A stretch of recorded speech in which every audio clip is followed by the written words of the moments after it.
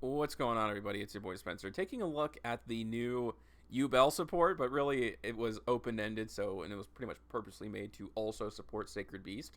And it is a very good support card. So I'm going to showcase what you can do with both of them. If you do see them in your hand, it's truly incredible. So instead of playing Pot of Prosperity, you can now play this card, which searches everything in the deck. Everything is a Fiend 0/0.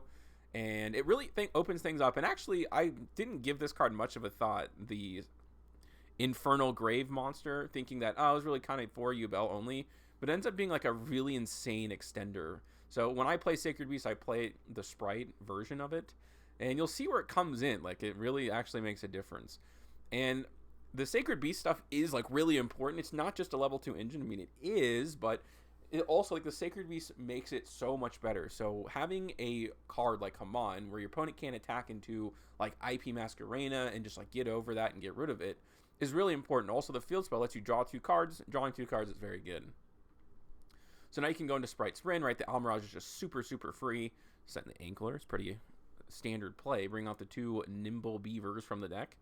And then now you can go into Gigantic. Gigantic can bring out blue. Now, normally what I would do is I would bring out Cyframe Gear Gamma.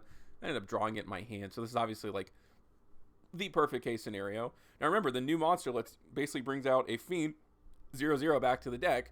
So now you can do this. You know, during the course of my turn, I brought out blue, so now I can bring out Carrot. And I can draw 2 cards at the end. Now, I didn't draw anything good, but, I mean, in theory, right, you've just burned through so many cards in your deck. The only ones that are left, theoretically, okay, are, you know, your hand traps. But, again, it's a free 2 cards. You can't really complain. So the end board is very, very clean. I have the monster negate. I have a spell negate, which I can use here. I can obviously just like tribute my Djinn Buster. And then I also have the Cyframe stuff, so I can activate that during my opponent's turn. Gamma is obviously very good. That's going to trigger the Lambda. Or, well, at the end phase, it would trigger the Lambda. But you can do like a lot of really cool things. So the main play that you would do, your opponent activates something, you Gamma them. You use IP Masquerade to go into SP Little Knight, so that way your driver goes to the graveyard.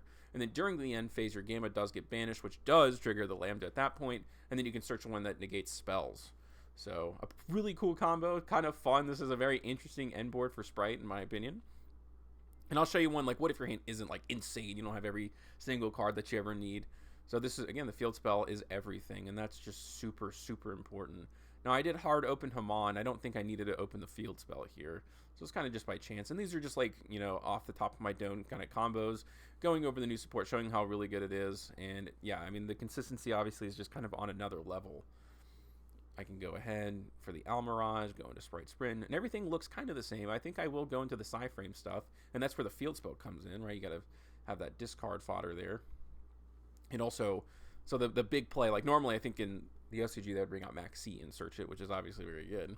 But in this case, you can bring out the Gamma, and then the card that you end up going into is Herald of Pure Light. Herald of Pure Light lets you discard, or detach, excuse me, and then you get to target a monster in the graveyard, add it to your hand, and obviously you're just going to target the Gamma to bring it back, so that you can go into your Cyframe stuff.